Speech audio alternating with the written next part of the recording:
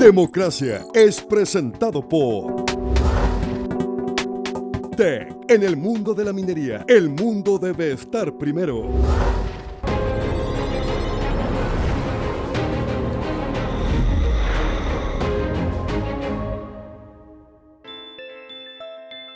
¿Cómo están? Es un gusto saludarlos una vez más en Democracia en CNN Chile. Por increíble que parezca, lo normal en el mundo es convivir con conflictos violentos. Ha sido históricamente así, excepto en algunas lagunas de paz relativa, como la que hubo desde el fin de la Guerra Fría y por unos 30 años.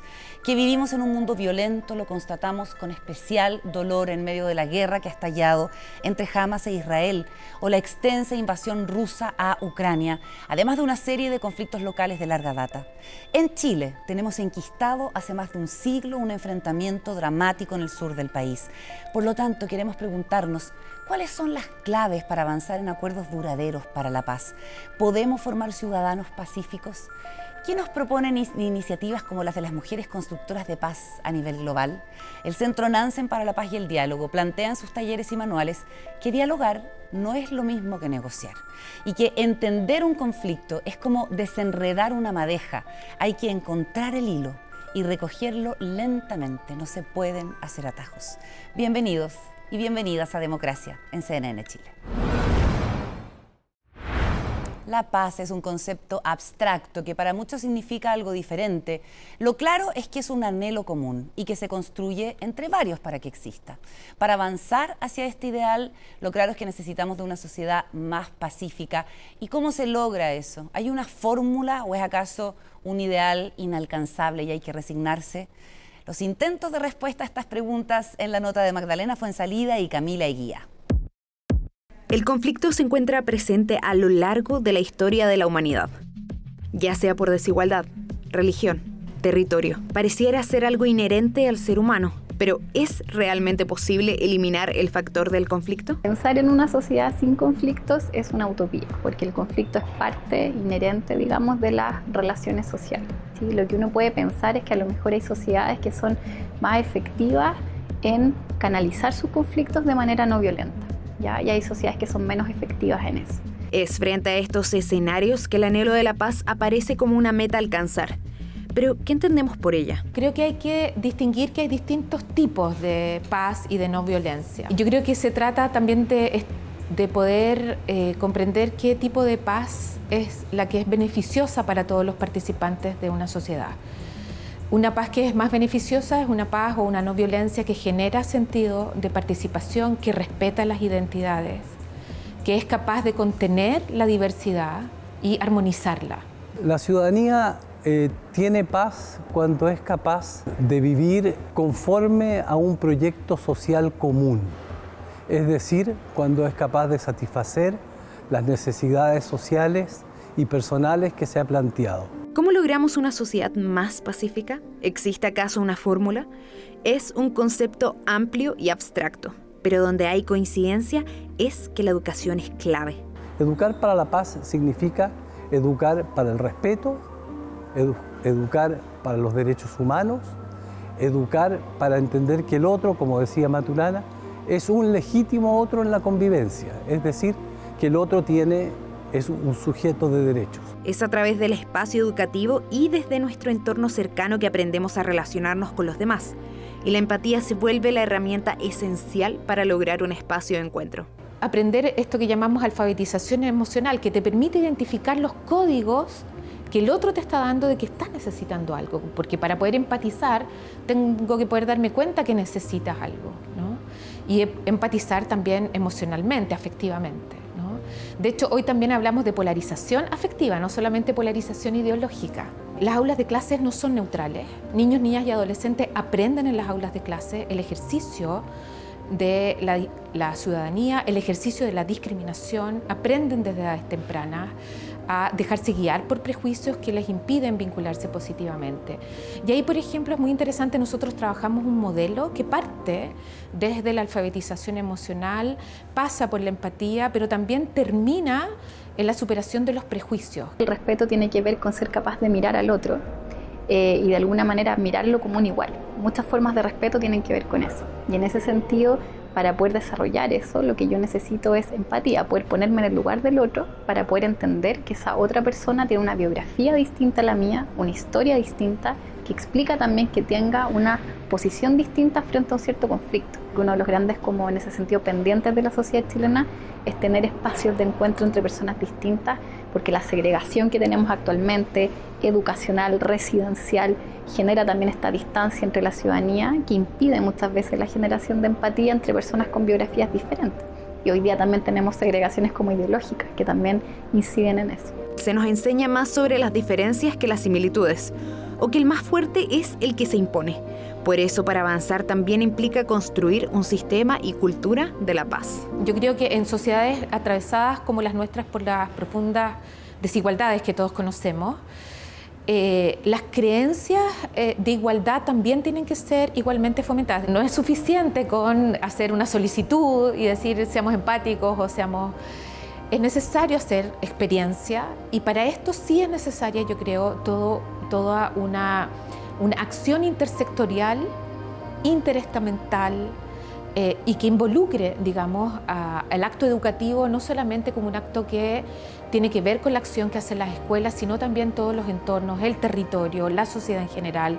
También en términos de las normas sociales que construimos como sociedad, que validamos como sociedad y que nos hacen a veces reforzar la violencia y muy pocas veces reforzar los actos de construcción pacífica. Es en el ejercicio del encuentro que se puede lograr un avance. No es fácil, especialmente en contextos hiperpolarizados, pero hay ejemplos que muestran que, aunque en el contexto más álgido, se puede encontrar un punto en común. Si esas dos personas se unen por un objetivo común, ¿no?, que no tiene que ver con el beneficio individual, sino que con un beneficio compartido, esas dos personas tienen muchísima más probabilidad de construir vínculos positivos y de superar las barreras. Siempre van a haber conflictos en las sociedades, porque tenemos necesidades diferentes. El tema es qué hacemos con los conflictos. Si la forma de dirimir el conflicto es que yo impongo mi fuerza sobre ti para obligarte a hacer lo que yo quiero, ejerzo violencia. Si yo veo tus necesidades, tú ves las mías, y vemos una forma o de negociar o de tramitar esa diferencia, no devenimos necesariamente en violencia. Devenimos en acuerdo, devenimos en una forma de entender que todos somos sujetos de derecho. Finalmente consiste en lograr un encuentro mirando al otro, ejercitar el respeto y la empatía para avanzar hacia la anhelada paz social.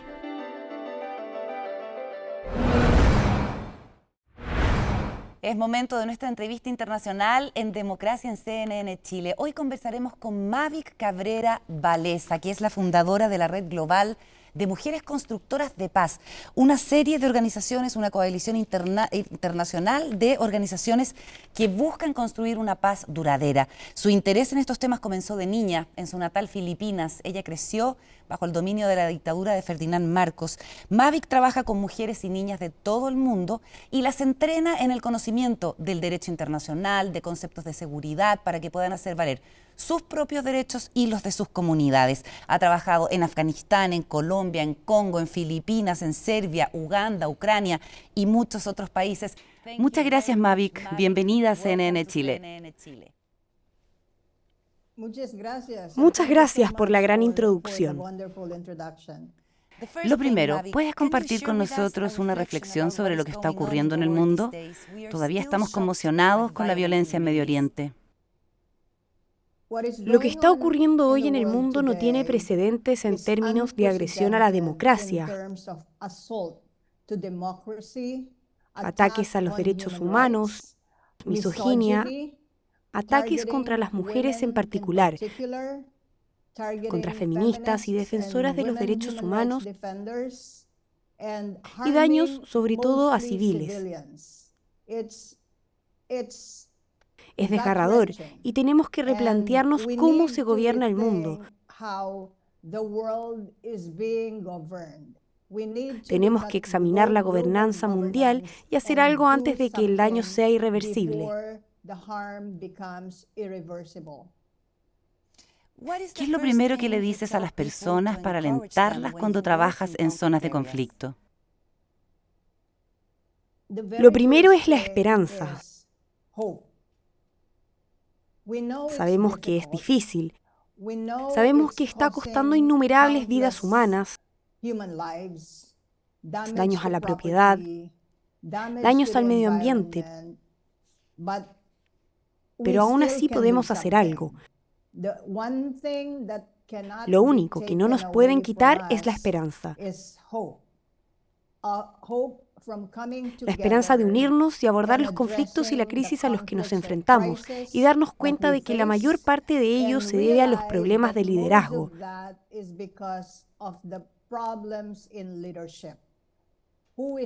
¿Quién lidera? ¿Por qué lideran? Las comunidades, los países y la gobernanza mundial en general. En ese sentido, has dicho que la participación de las mujeres y los jóvenes es fundamental en cualquier esfuerzo por la paz. ¿A qué se debe esto? Y dinos qué es lo que te preocupa de que no se le tenga suficientemente en cuenta. Gracias por señalarlo. En efecto, es fundamental. Lo que vemos hoy en día en todo el mundo, ya sea en Palestina e Israel, en Ucrania, en Armenia, en Azerbaiyán, en Afganistán, continuo en Colombia y otras partes de América Latina,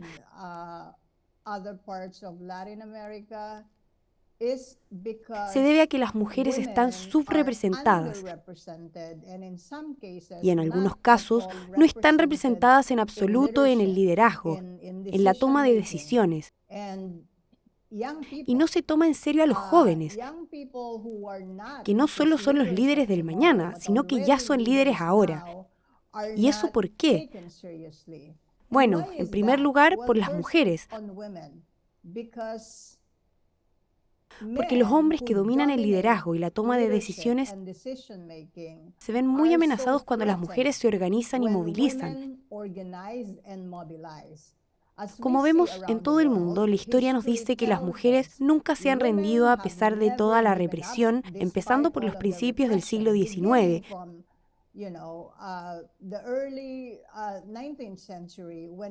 Cuando las mujeres en distintas partes del mundo lucharon por el derecho a voto.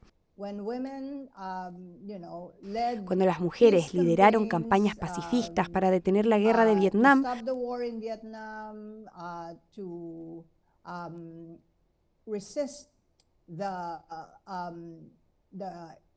para resistirse a la guerra de Irán o a la de Irak. Y cuando ven que el liderazgo de las mujeres no solo les amenaza a ellos, los líderes masculinos, sino también cuando marcan la diferencia y la gente de esos países y de todo el mundo lo aprecia. Y tenemos esa experiencia durante el COVID. Por ejemplo, la mayoría de los países que gestionaron bien el COVID estaban dirigidas por mujeres. La mayoría de los que respondieron a la pandemia mundial, el 80% de hecho, eran mujeres. Así que fuimos eficaces y seguimos siéndolo. Somos eficaces en el liderazgo y hemos dado suficiente tiempo y apoyo.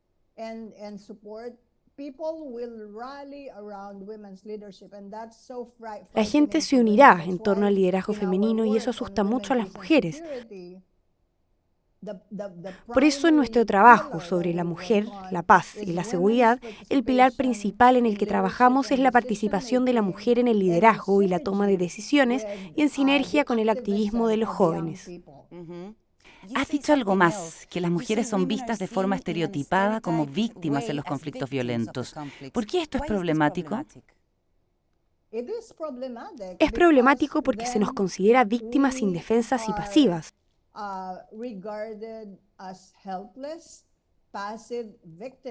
Cuando la verdad es que sí, somos víctimas. Más del 80% de las víctimas de guerras y crisis son mujeres y niños.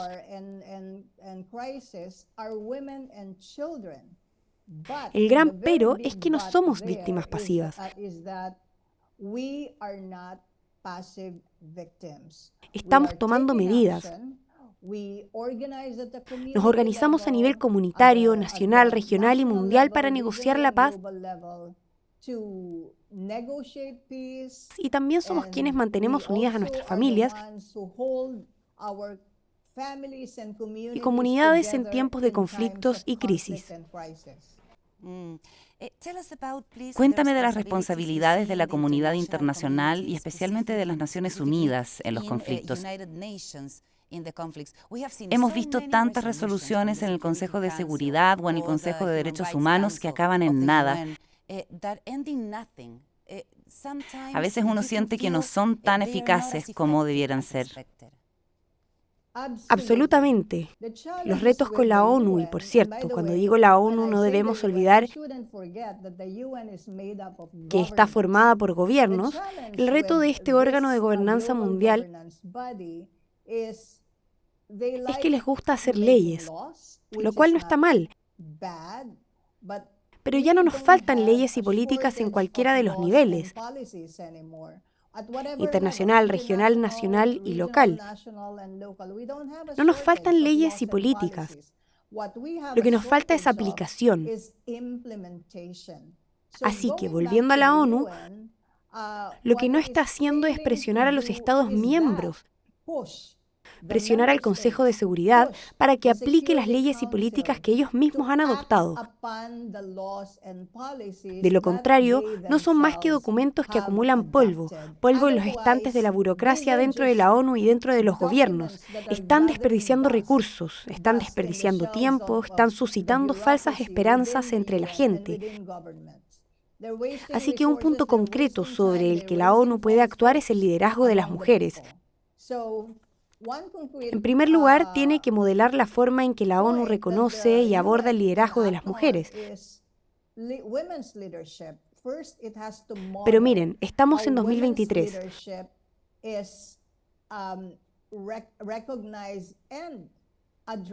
¿Cuántos años han pasado desde la fundación de la ONU en 1945?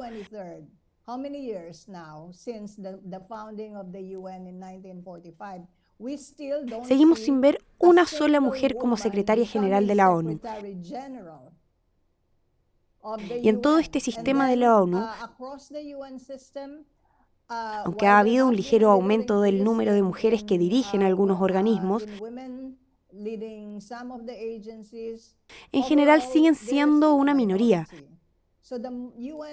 Así pues, la ONU debería servir de modelo en cuanto a la realización de las capacidades de liderazgo y toma de decisiones de las mujeres. Y los Estados miembros, que son los gobiernos, por supuesto, también deberían poner en práctica lo que dicen en todas esas políticas que han firmado. ¿Y qué pasa, Mavic, con las instituciones de la sociedad civil? ¿Sabes? Quiero hablar de nuestra propia comunidad o tema de defensa, las mujeres, la paz y la seguridad como ejemplo. Ahora se cumplen 23 años de la Resolución Madre. La Resolución 1325 sobre la mujer, la paz y la seguridad.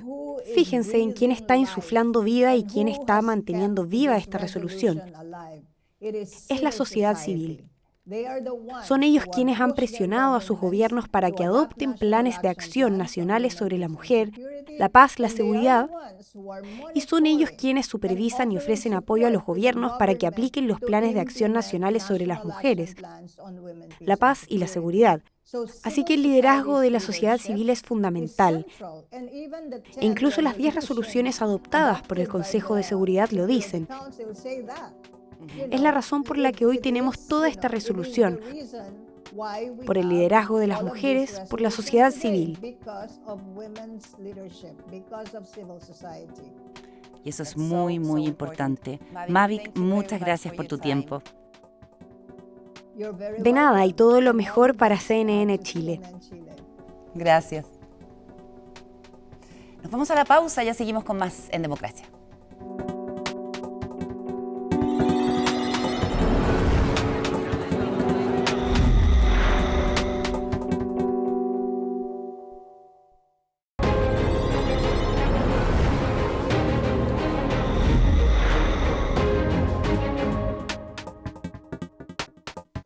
Vamos a hacer zoom a nuestro interesante estudio sobre percepción de la democracia que realizamos sobre más de 6.600 casos con las herramientas de la inteligencia artificial junto a Merlin Research.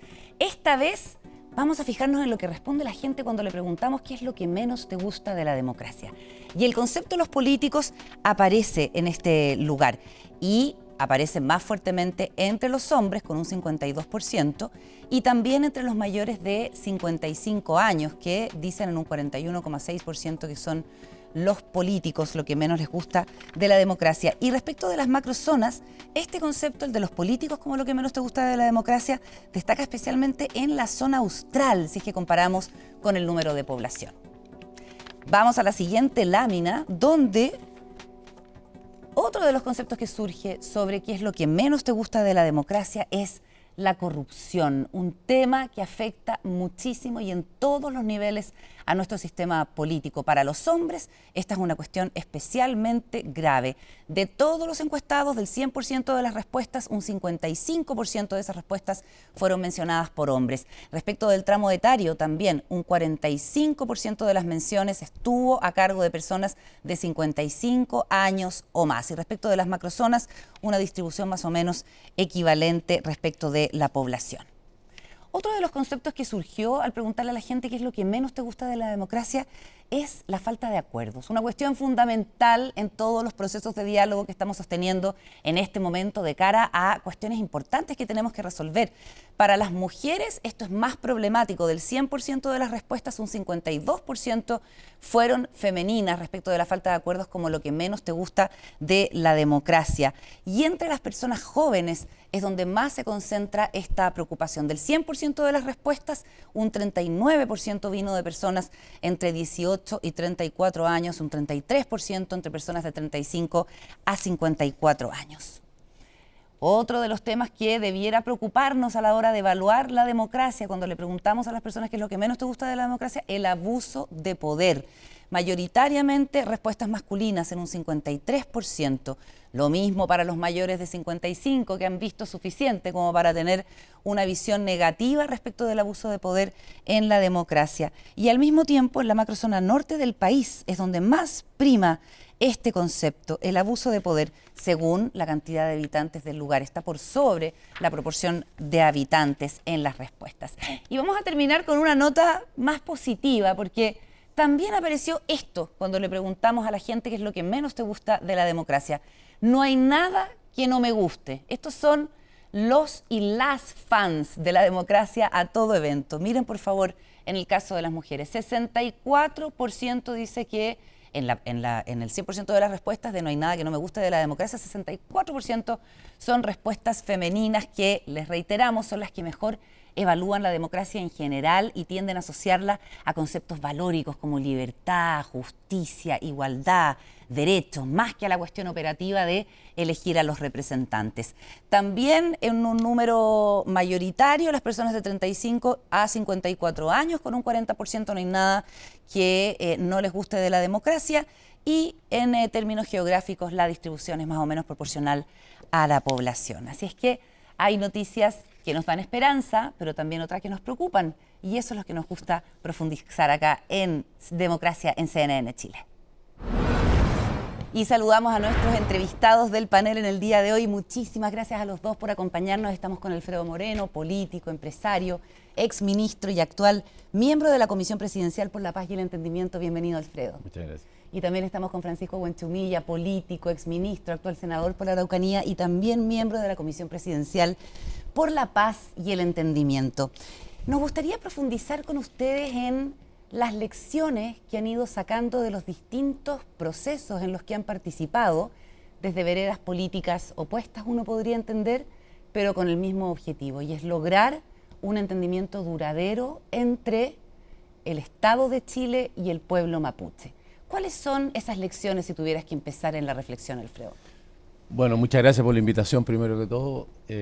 Estuve hace unos días en la Universidad de Harvard, donde me pidieron ser parte del Centro de Derechos Humanos que tiene la universidad, y ellos han realizado un estudio de todos los conflictos que hemos tenido en el mundo desde el año 49 en adelante, que tengan una característica étnica, que tengan también una duración larga, más de 25 años, y que hayan tenido daño muy importante, donde hay varias muertes al año, en fin, que tengan una violencia muy grande. Y eso es lo primero que te dice, es lo difícil que es resolver esto. Han habido 300 conflictos que cumplen con esas características en el mundo. Solamente se han resuelto en forma completa 6 de 300. Hay otros grupos, algunas pocas decenas, que se han resuelto parcialmente, es decir, había un acuerdo, pero hay grupos que continúan en la violencia. Entonces, lo primero que estamos en una cosa difícil, y eso, las experiencias que se tienen, aquellos que han sido exitosos, ya sea parcial o totalmente, han sido muy cuidadosos de que realmente la opinión de todos esté, y cuando digo la opinión de todos los grupos que están involucrados, que los representantes sean representantes verídicos y verdaderos. En el caso del pueblo mapuche es una población que no tiene un solo líder o un pequeño grupo, sino que es una cosa que tiene sus diferencias y que hay que estar seguro que uno está hablando con las personas verdaderas, y también considerar al resto del país, que lo que se haga sea algo donde la gente diga, bueno, estamos encontrando una solución justa, razonable, equitativa con respecto al resto del 90% de la población. Lo otro es que este es un problema que nos viene acompañando hace muchísimos años y que yo creo que esta es la ocasión de resolverlo. Esta comisión tiene la gran cosa de haber partido no solo por el hecho de un nombramiento del presidente o del gobierno, sino que con el apoyo de los 20 partidos políticos, con todas las fuerzas políticas atrás. Creo que eso es una oportunidad que no tuvimos hacia atrás y que nos da una posibilidad de éxito. Francisco.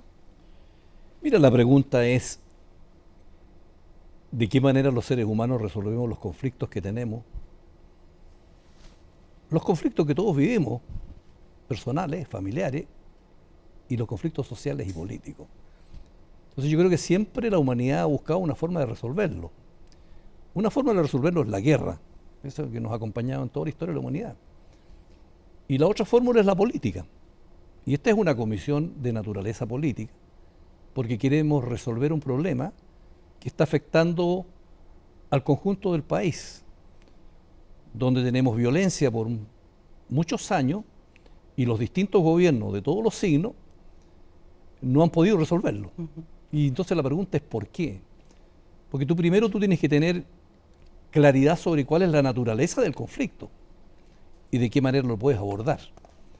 Pero en líneas generales es muy difícil resolver un conflicto si tú no tienes una base de legitimidad y de respaldo político para poder entrar a la búsqueda de una solución. Entonces, pero esa legitimidad ha existido en distintos momentos, ¿no? Las distintas comisiones que se han hecho, la misma que ustedes dos configuran. De hecho, el hecho de que ustedes dos la conformen es una garantía de legitimidad.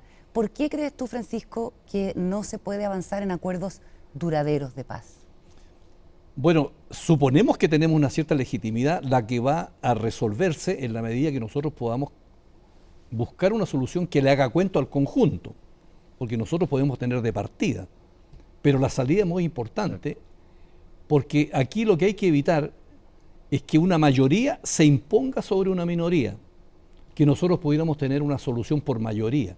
Nosotros resolvimos tener una solución de consenso, porque eso le va a dar la fuerza. Y porque yo creo que el Estado y los gobiernos, y es la tesis mía, siempre han pensado que esto es un problema de orden público y que por lo tanto esto se resuelve mediante el Código Penal y las leyes del Estado punitivo. Y la postura mía es que esto es un problema de naturaleza política entre un pueblo originario, el pueblo mapuche, y el Estado, por la falta de entendimiento en los últimos 150 años respecto de estos dolores que ha vivido la sociedad mapuche y la sociedad chilena. Esa es nuestra tarea difícil, pero ahí estamos empeñados en buscar la luz al final del túnel. ¿Compartes el punto de vista, Alfredo? Comparto el punto de vista, quisiera agregar solamente que creo que también se han hecho varios intentos hacia atrás, quizá el más importante, la ley indígena del año 1993, que creo que tenía una muy buena inspiración y buscaba avanzar en resolver el problema, pero que ha demostrado a lo largo del tiempo que habían cosas que no funcionaron, que no son adecuadas a los tiempos que tenemos, y hoy día tenemos a la mayoría de la gente involucrada en esto pasándolo muy mal, ¿no? Hoy día las comunidades mapuches siguen sumidas en la pobreza. El problema del conflicto entre ellos y el Estado, como lo señala Francisco, no se ha resuelto. Las esperas para recibir la tierra son de décadas y se proyecta, hemos estado mirando los datos, podríamos llegar a más de un siglo, entre que te dicen que te van a arreglar el problema y que te lo arreglan. Los agricultores y las personas que viven en la región tienen una presión sobre lo que son sus propiedades y su situación personal y su productividad, en fin, que es enorme, más encima la violencia. O sea, no hay nada que esté realmente funcionando para el bien de cada uno de los grupos ni del total. Entonces tenemos que buscar, y ese es el encargo, buscar una nueva solución, un nuevo acuerdo, una nueva forma de relacionarnos que permita que todos estos grupos estén mejor y que podamos hacer el desafío que tenemos como país hacia adelante, que es crear un país unido pero dentro de la diversidad. Esto está inscrito en un problema, yo creo, que es más amplio que solamente el problema, digamos, entre mapuches y no mapuches. También tenemos el problema con mujeres, con personas de distintos géneros, de cómo hacemos un país diverso pero unido. Exactamente, porque si uno sale de este conflicto específico muy dramático y muy doloroso, ve que en todo orden de cosas nos está costando llegar a acuerdos o el camino para hacerlo es vociferante, es hostil, no es precisamente hermanable, por ponerlo, y es un fenómeno que yo diría que es global, ¿cierto? La dificultad para llegar a entendimiento, la polarización. Y ustedes son hombres que han trabajado por la paz, por el entendimiento, por el acercamiento, por los acuerdos en contextos muy difíciles. ¿Cómo ven el momento a nivel país de estos desencuentros y por dónde crees tú, Francisco, que se puede avanzar? Tú además que estás en el foro político por excelencia, que es el Senado, y además con un proceso constitucional en curso. Creo que habría que hacer una cierta precisión respecto de la ley indígena para retomar una respuesta, en el sentido que la ley indígena fue un gran avance para el mundo indígena el año 93, pero era un escenario distinto. En ese entonces la ley indígena era desarrollo con identidad. Todavía no existía ese problema político donde la violencia estaba presente como ahora. Entonces, la ley indígena buscó una solución de derecho privado, por llamarlo así, porque dijo, vamos a restituir las tierras, pero vamos a comprarlas. Nos ponemos de acuerdo en la cosa y en el precio. O sea, el Código Civil, derecho privado para comprar tierra. Hoy día el problema es político, eso se quedó atrás. Entonces la ley indígena hoy día no da el ancho para este problema y conflicto que tenemos mucho más distinto al que partió el año 90 o 93 cuando se dictó la ley indígena. Y si eso yo lo llevo al país, digo, mira, las constituciones tienen que tener una representatividad que le haga cuento a la inmensa mayoría del país. No puede ser una constitución en que una minoría se impone a la mayoría o la mayoría se impone a la minoría. Y en eso nos hemos llevado los últimos 2 años. Bueno, y... Cuatro. Es verdad. No, pero yo digo que nos llevamos los últimos 50 años, porque en Chile lo que tenemos... ¿Tú crees que ahí está el eje? El eje está en que no tenemos consenso respecto de las reglas del juego que nos rige a contar de la Constitución de Pinochet. No hay acuerdo en el país, en el mundo político, diciendo, mire, estas reglas del juego que se instauraron en dictadura no nos hace cuento, no estamos de acuerdo. Eso mismo pasó con el primer proceso constitucional.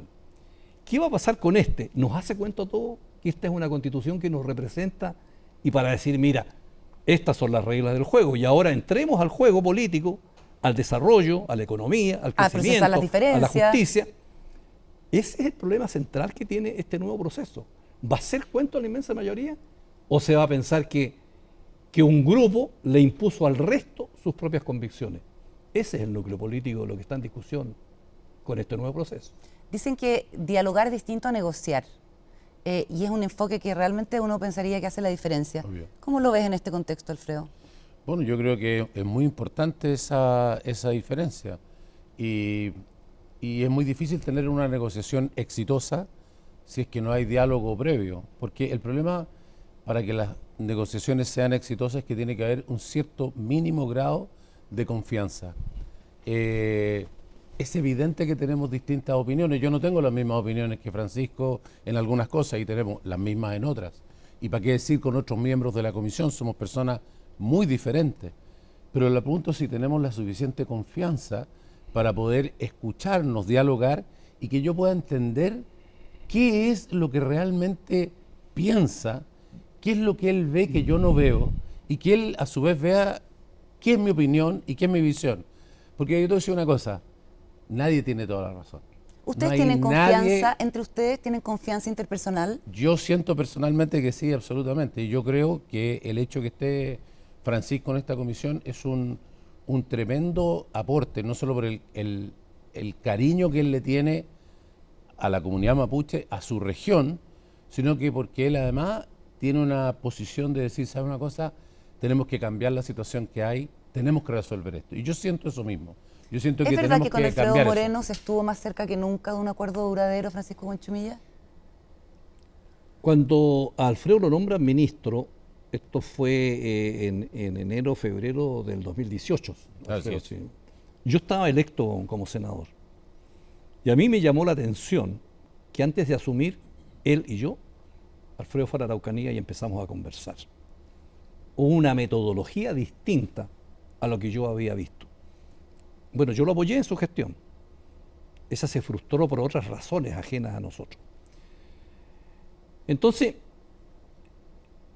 para resolver este problema es fundamental el diálogo, la confianza, la negociación, pero el mundo mapuche está cruzado por la desconfianza con el Estado. Porque en cada recodo del camino en que se ha encontrado con el Estado ha salido de perdedor. Esto ya llevamos más de 150 años. ¿Cómo recuperas tú ese nivel de confianza? Esta es una tremenda tarea que nos encomendó el jefe de Estado. Y la confianza de la nosotros. contraparte cuando ves También. presiones cada vez más violentas y realmente se vive Efectivamente, si en el una caso no de la normalidad. contraparte del mismo. De eso se trata, ¿te De fijas eso tú? se trata. Cuando hay un proceso en democracia en que la metodología es el diálogo, la negociación política, la conversación, ceder, y tú tienes en el país una metodología de violencia, producto de un grupo que tiene historia, que tiene lucha y que ha demostrado, digamos, cómo son sus convicciones, ¿cómo logras tú generar un espacio para resolver este problema? Hagamos una cosa, vamos a la pausa y a la vuelta profundicemos en la metodología para la paz versus la metodología violenta. Seguimos en Democracia con Alfredo Moreno y con Francisco Buenchumilla a la vuelta.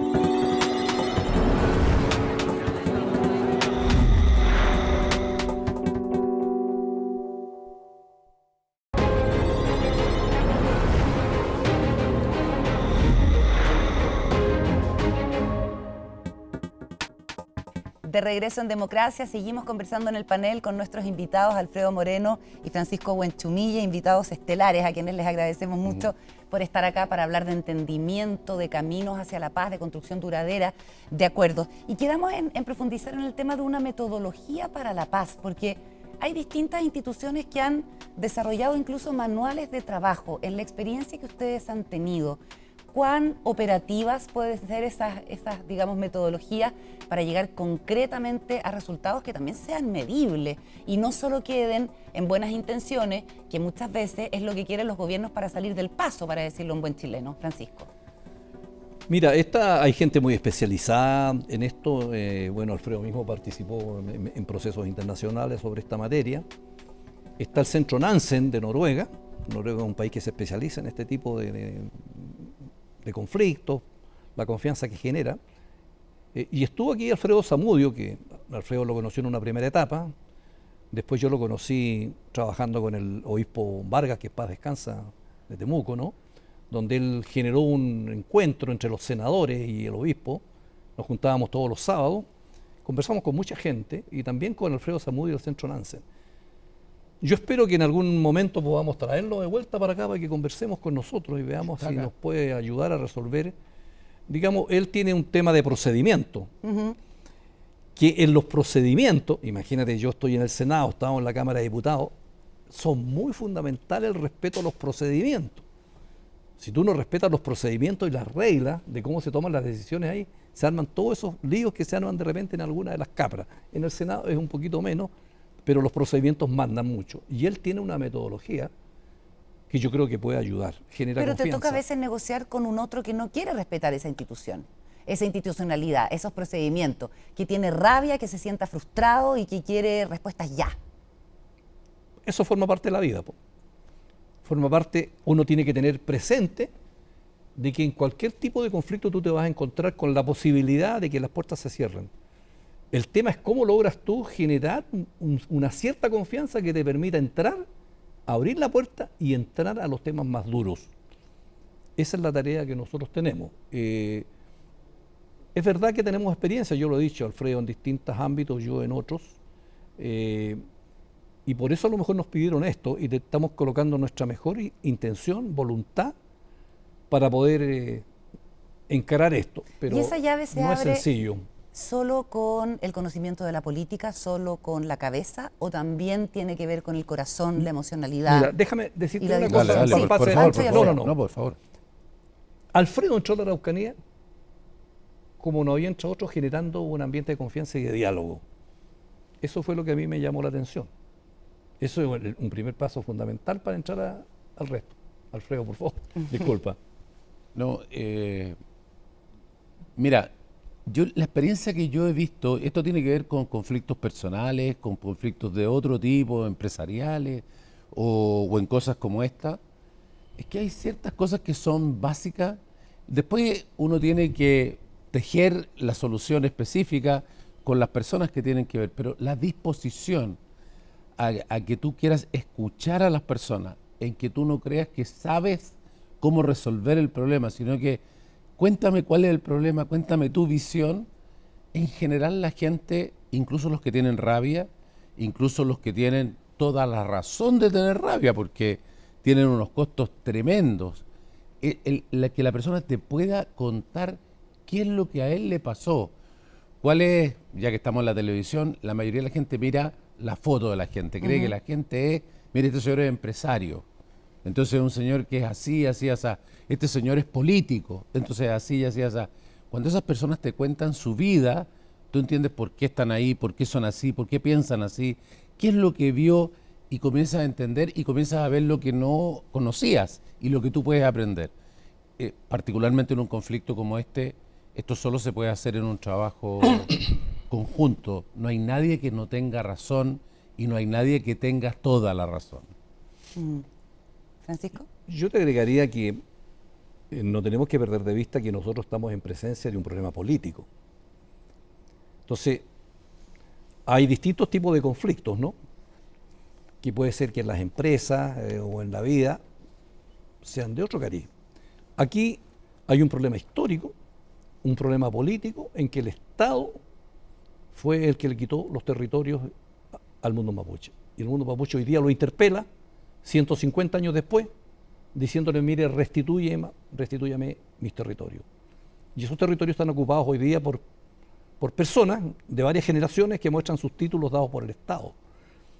Entonces, eso es importante el diálogo, es importante la confianza, es importante la negociación, pero eso implica que uno no puede tener una cosa máxima de querer todo. Por eso yo digo, tenemos que tener una solución del siglo XXI, donde la tolerancia, la capacidad de ceder, la capacidad de realismo, es muy fundamental.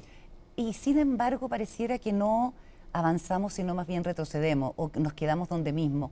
Después de la ruptura tan importante que fue el estallido social, que se inseró un montón de brechas, mucho malestar, muy profundo, hemos elegido el camino político de la construcción de un nuevo texto constitucional, pero en un diálogo que ha sido áspero y que ha sido confrontacional. Probablemente sea parte del sistema que tenemos, que es básicamente un sistema de opinión, pero no sé si comparten que cuesta ver la salida, sobre todo con los resultados en acuerdos que sencillamente no cuajan. ¿Cómo lo ven? Bueno, yo creo que evidentemente que es difícil. El país y el mundo, tú lo decías al principio, están mucho más polarizados y la gente en general habla con los que piensan como ellos nomás. Y saltar a la otra orilla del río y escuchar a los otros es muy difícil. Pero esa es la tarea y yo creo que en esto, yo también lo dije al principio, creo que dimos un paso importante. Yo diría dos fundamentales. Uno, detrás de esto hubo un acuerdo desde el Partido Comunista hasta el Partido Republicano. El acuerdo por la democracia que habilitó el primer que habilitó la creación de constituyente. esta comisión, que habilitó quiénes son los integrantes, que habilitó también qué es lo que tiene que hacer la comisión, qué es lo que no tiene que hacer, cuándo tiene que terminar su trabajo, qué se espera de cómo se tiene que hacer. Por ejemplo, no nos piden solamente una solución técnica, qué hay que hacer. No, nos piden una solución, como bien se explicó, política, en el sentido que tenemos que ir a los distintos grupos y tiene que ser algo viable, tiene que ser algo posible de poder lograr después entre el gobierno, el Congreso, hacer esos cambios, ¿no? Si no, en esta comisión presidencial no es una cosa académica, es una cosa súper concreta. Claro, y la gente que hay en la comisión somos muy distintos. Entonces, y hay una muy buena disposición en todo. Entonces, yo creo que ahí hay un elemento muy importante. Lo segundo, nosotros ya estando ahí, hemos decidido que cualquier cosa que vayamos a proponer va a ser por unanimidad.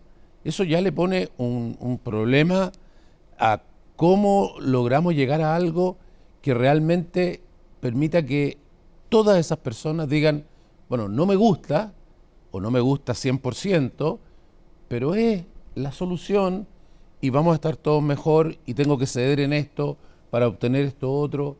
Entonces, yo creo que esto, que no solamente tenemos que verlo entre nosotros, sino que tenemos que salir y vamos a empezar ahora a ir a la región, a ir a los distintos grupos, a escuchar a cada uno. Creo que con ese espíritu podemos también ir buscando que esos grupos también tengan ese espíritu. Vamos a ver si somos exitosos, pero esa es la tarea. Esta comisión asesora presidencial para la paz y el entendimiento tiene, Francisco, además plazos, ¿cierto? ¿Cuál es tu expectativa finalmente, ya que has participado en tantos de estas instancias? Mira, yo participo en esto porque quiero hacer un aporte en los largos años que yo llevo en política por este problema que yo creo que es uno de los más graves problemas que tiene el país, de cómo nosotros logramos resolver un problema que ya se viene arrastrando desde los inicios de la República. Entonces, ¿podremos llegar a acuerdo en este país respecto de eso? Siempre uno tiene interrogantes, porque creo que hemos cometido demasiados errores, porque después del estallido social, nosotros tuvimos un gran acuerdo, que es el 15 de noviembre, y dijimos, el problema son las reglas del juego que tiene este país, que no tenemos acuerdo, un primer proceso constitucional. Nos farreamos ese primer proceso, fracasó estrepitosamente. Hicimos un segundo proceso y le colocamos 12 bordes de comisión, le colocamos una comisión experta, le colocamos un anteproyecto, le colocamos una comisión de admisibilidad.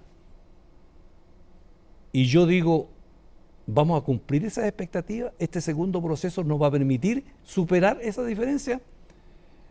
Te doy ese ejemplo para decirte que en este otro campo que nosotros tenemos con Alfredo, también estamos frente, digamos, a un tremendo problema y no queremos tropezar con la misma piedra con la que yo veo que está tropezando el país. Porque yo creo que estamos terminando este segundo proceso constitucional donde si fracasa no hay un tercer proceso constitucional. La pregunta es qué es lo que viene después. Acá en la Comisión de Paz y Entendimiento, nosotros le estamos diciendo al país también con este respaldo político que tenemos. Mire, queremos ir al fondo y queremos una solución hoy. Esa es nuestra tarea, esa es nuestra responsabilidad y lo estamos haciendo por el bien del país, por un acto de justicia, por un convencimiento profundo que tengo yo del mundo mapuche, pero creo que la mejor manera de entendernos entre los seres humanos es la democracia. Y eso es lo que tenemos que recordar. Y si tuvieran que elegir, y ahora sí para cerrar, Alfredo, una habilidad que deberían tener los tomadores de decisión, los representantes, las representantes para llegar a acuerdos duraderos, ¿sería la capacidad de escucha, como tú dices? Bueno, yo creo la capacidad de escucha y también creo que hay que mostrarle a la gente que no se olvide de lo que hemos vivido. Si lo que se está viviendo en la región, en las regiones, porque hoy día ya son 4, en la época que yo estaba en esto había una región y un pedacito del Biobío en la provincia de Acá. Hoy día ya son 4 regiones y todos lo pasan muy mal. Si aquí no hay ganadores, hoy día no hay nadie que pueda decir, mire, yo estoy saliendo, obteniendo un beneficio de esto. Esto está destruyendo, digamos, no solamente la actividad económica, la vida de las personas, mapuches o no mapuches.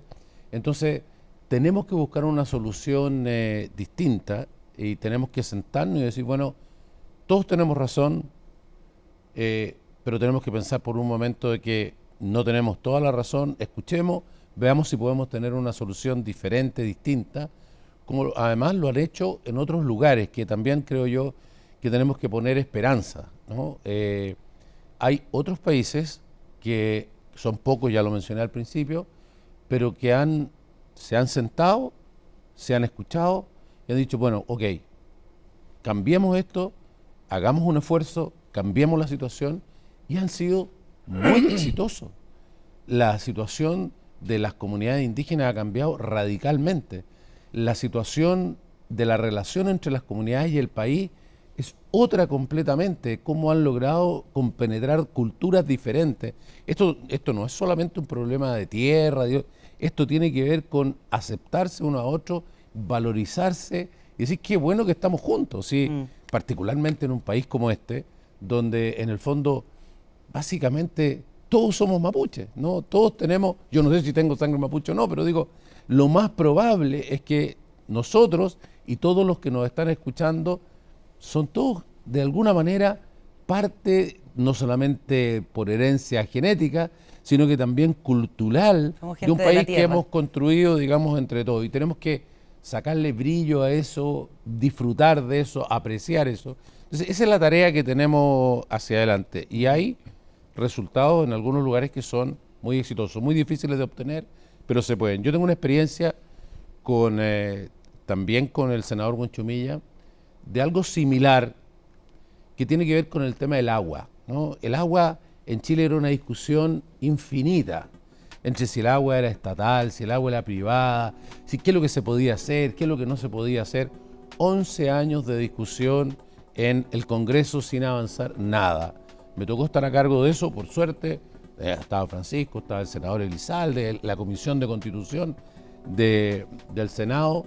Había gente que realmente estaba dispuesto a mirar el bien de Chile. Dijimos, sentémonos, discutamos esto, veamos qué es lo que no entendemos, cambiamos y creamos un nuevo código. Fue aprobado por unanimidad por las dos cámaras en poco tiempo y llevamos 11 años sin escuchar qué es lo que quería decir el del frente. O sea que se puede. Hay ejemplos. Les agradezco muchísimo a los dos la interesante conversación. Alfredo, Francisco, muchas gracias. No, gracias a ti. Gracias a ti. Nosotros nos vamos, despedimos esta edición del programa. Muchísimas gracias por la compañía en Democracia. Hasta la próxima.